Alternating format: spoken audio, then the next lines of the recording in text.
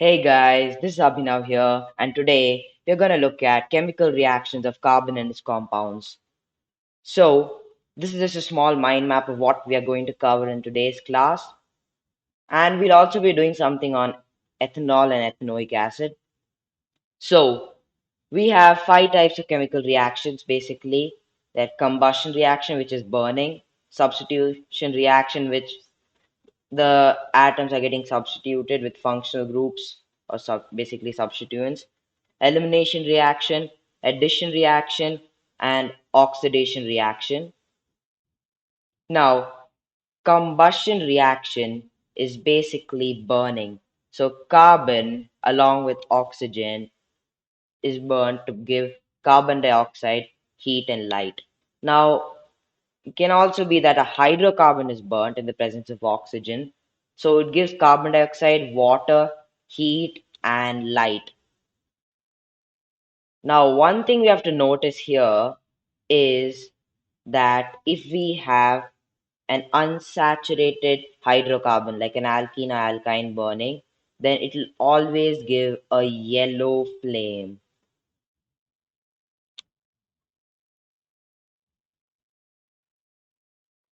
And if we have a saturated hydrocarbon, it will give a blue flame in ample amount of oxygen.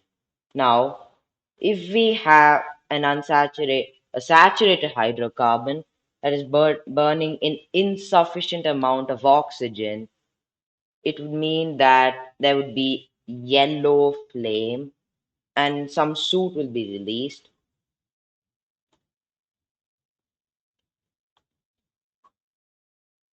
So now let's look at oxidation reactions. Now, carbon compounds can be easily oxidized on combustion. We saw that. In addition to this complete oxidation, we have reactions in which alcohols are converted to carboxylic acids. So we have ethanol here, CH3CH2OH. Now, in the presence of these are called reagents, that is alkaline potassium permanganate along heat or acidified potassium dichromate along heat. Now, these act as oxidizing agents and they oxidize ethanol and we get ethanoic acid, or we also call it acetic acid, a common name. Now, alkaline potassium permanganate or acidified potassium dichromate are oxidizing alcohols to acids, that is, adding oxygen to the starting material. Hence, these are known as oxidizing agents.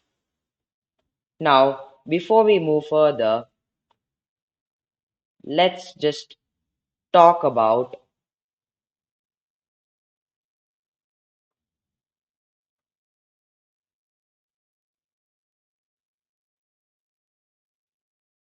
let's just look at how we actually see reactions in organic chemistry. What is the format?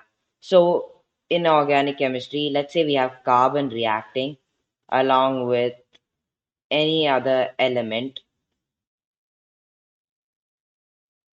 Now, if we have another product, D plus X, and we have something oxidizing like potassium dichromate or acidified, I just write acidified potassium permanganate, KMnO4, we get D and X. So X is not even participating in the reaction as we can see here. So this means that it is not taking part in the reaction but is helping in the reaction. So these are catalysts. C is the reactant, but in organic chemistry we generally call it the substrate. And this alkaline KMnO4, yes, this is known as a reagent,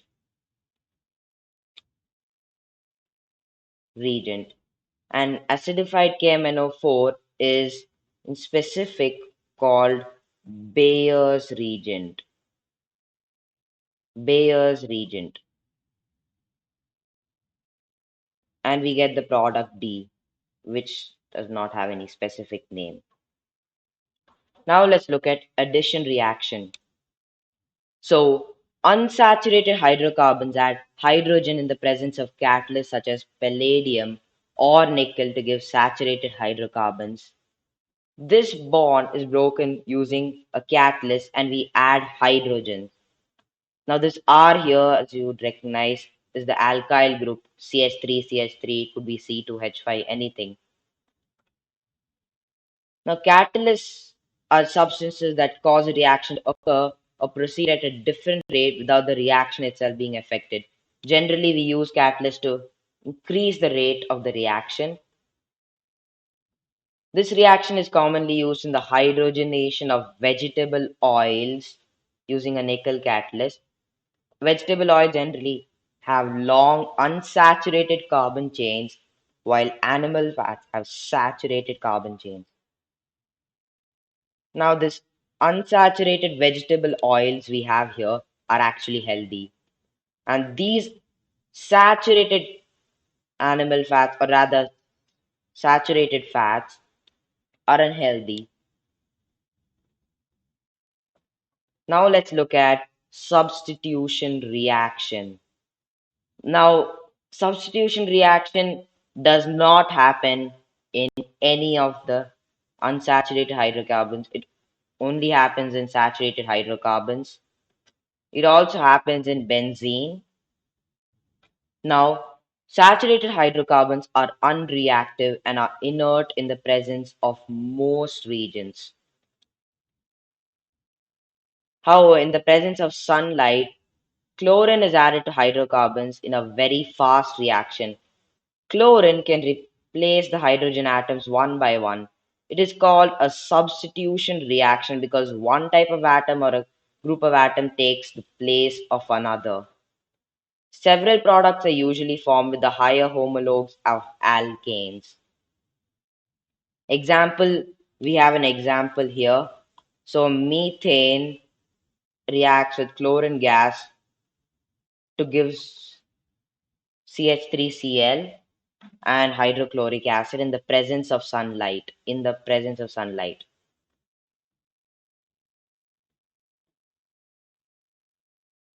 Now, elimination reaction is a type of organic reaction which two substituents are removed from a molecule in either a one or two step mechanism.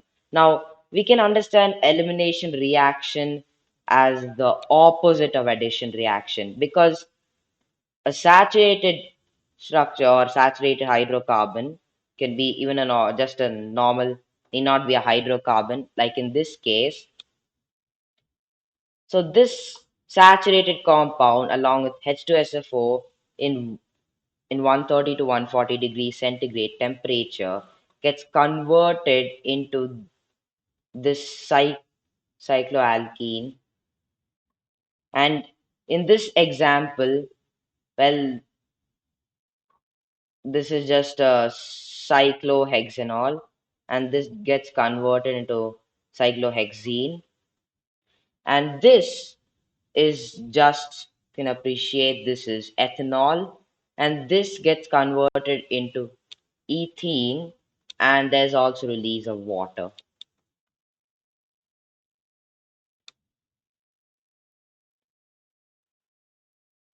Now, ethanol and ethanoic acids. Now, ethanol has a common name, ethyl alcohol, and it has a structure like this. We saw it earlier. Not very clear, so it has a structure like this. All the hydrogens here. Here we have an OH instead of the H. And eth- an ethanoic acid, also called acetic acid, which makes a 5% of vinegar, is basically having a structure like this. All the hydrogens are like this. Now the thing is, it is to a double bonded O and an OH. One, two, three, four. Yes, it satisfies it. And we also have carbon here. So this ethanol has a formula C2H5OH or C2H6O, but we generally write it as C2H5OH. And then ethanoic acid or acetic acid is CH3COOH.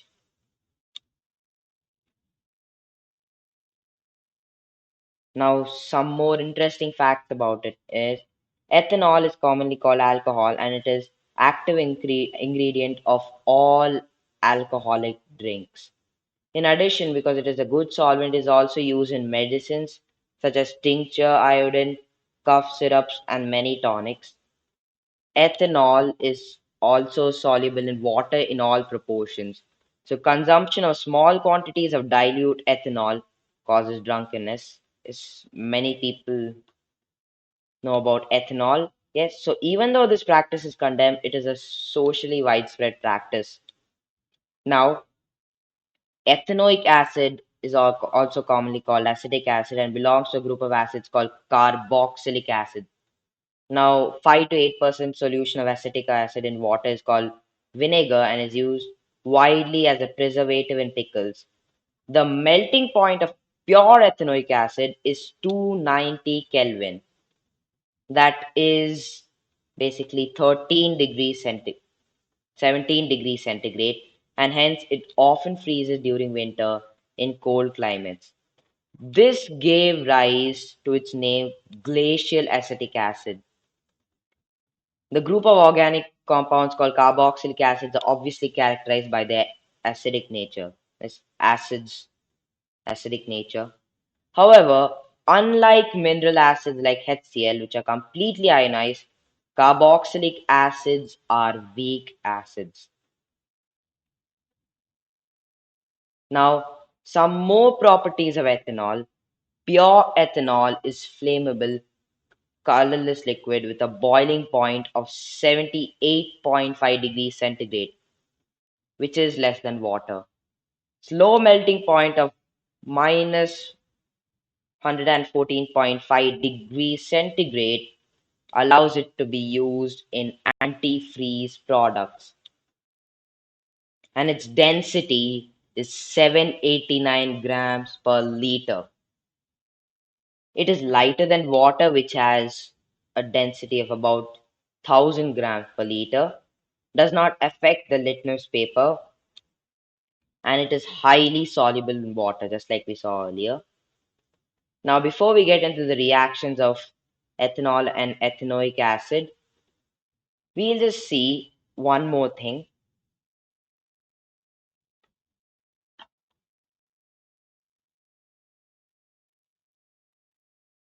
Now, when we have 100% ethanol solution, it's just called pure alcohol.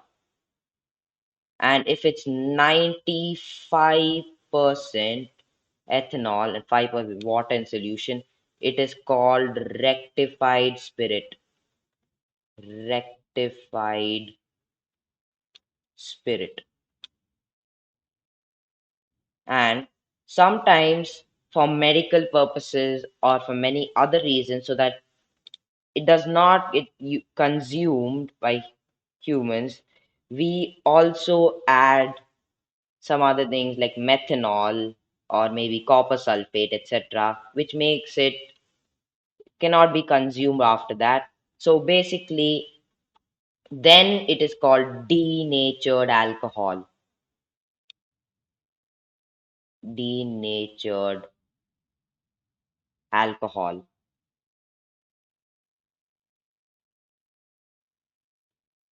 Now, let's look at some reactions of ethanol. Ethanoic acid we'll just see a little later. Now, sodium plus we have ethanol. It gives CH3CH2ONA. Now, sodium takes the place of hydrogen as we can see here. So, this is high and gives hydrogen. So this is called sodium ethoxide, sodium eth because it's just ethane, eth two carbon, and oxide because there's an oxide here. That's all. That's how we just gave the name here. Now we also have the reactions to give unsaturated hydrocarbons. We did see this earlier. Heating ethanol at 443 Kelvin with excess concentrated sulfuric acid results in the dehydration of ethanol to give ethene. The concentrated sulfuric acid can be regarded as a dehydrating agent which removes water from ethanol.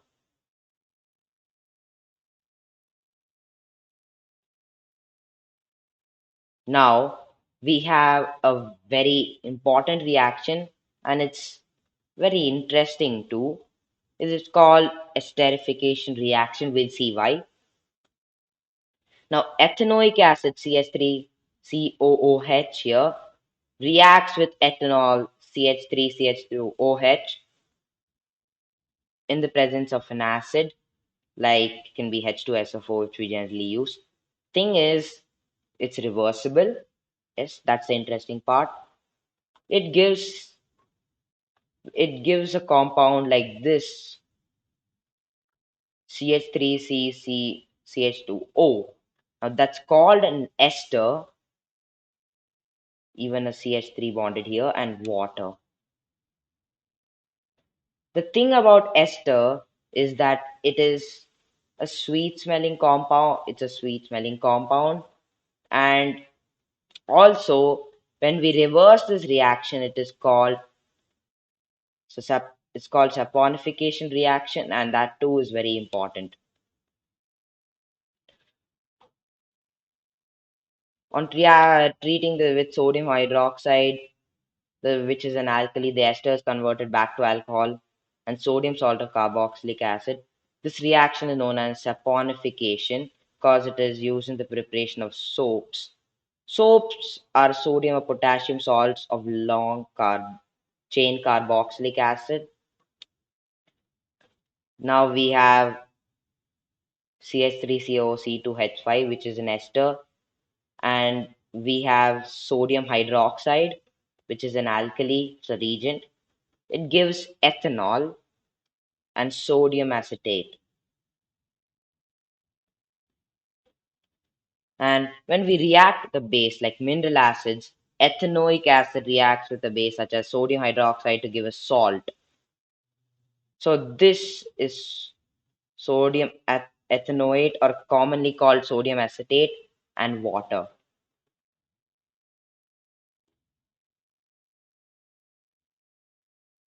Now we'll also look at ethanoic acid reaction with carbonates and hydrogen carbonates such as sodium carbonate and sodium bicarbonate or sodium hydrogen carbonate.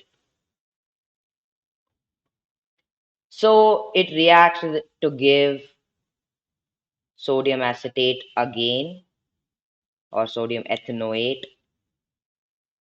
And then we also get water and carbon dioxide. This is the same for both carbonates and bicarbonates.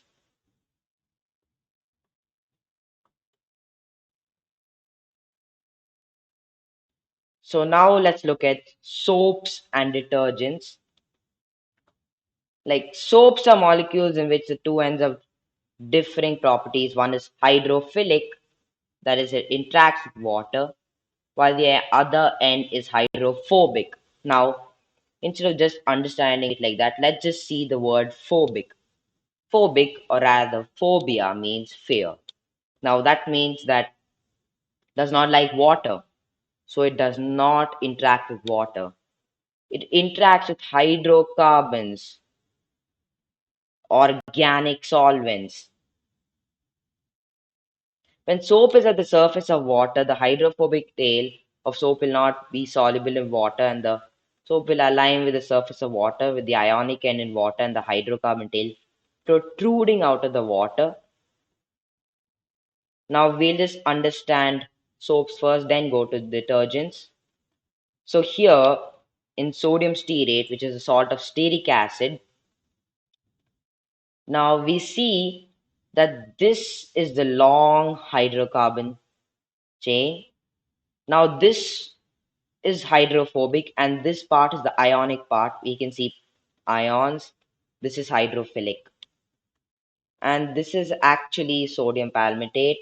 This is a salt of palmitic acid, and as we can see, these have a structure like a tadpole, isn't it? This looks like a tadpole. Now let's look at detergents. Detergents are generally sodium salts of sulfonic acids or ammonium salts with chlorides or bromide ions, etc. Sulfonic acids, SO3OH, both have long hydrocarbon chain. The charged ends of these compounds do not form insoluble precipitates with the calcium and magnesium ions in hard water. Thus, they remain effective in hard water. Detergents are usually used to make shampoos and products for cleaning clothes.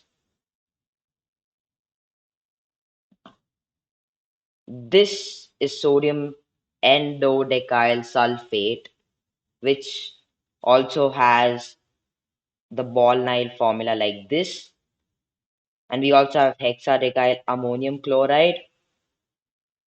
Now, just before understanding the mechanism of soap, let's just see, why do we even need detergents when we have soaps? Now, the thing is, soaps, they don't form lather, which is required for cleaning in hard water. Hard water is just water with calcium, magnesium, salts, etc., which is just dissolved in it. Now, that means we need something that can serve the purpose, so we use detergents. Now, one thing about detergents is it is non-biodegradable and it causes water pollution. Now, let's go to understand the mechanism of soap. So, this is known as a micelle. This structure, we see that the part which is hydrophobic goes and attaches to the oil particle, which would be right here, the oil particle. Now, inside water, these molecules have a unique orientation that keep the hydrocarbon portion out of water. Thus, clusters of molecules in which the hydrophobic tails are in the interior of the cluster and the ionic ends are on the surface of the cluster. This is called a micelle. Soaps in the form of a micelle can clean, since the oily dirt will be collected at the center of the micelle right here. The micelle stay in solution as a colloid and will not come together to precipitate because of ion-ion repulsion. It, it's in solution as a colloid. Thus, the dirt suspended in the micelles are easily rinsed away as water flows. The dirt is carried with the micelle. Now, the soap micelles are large enough to scatter light. Hence, a soap solution appears cloudy, and that means it shows Tyndall effect. So, thank you guys. Hope you guys enjoyed the video. If you did like the video, do hit that like button, subscribe to the channel, and share with your friends and family so that they can be benefited from it. Thank you.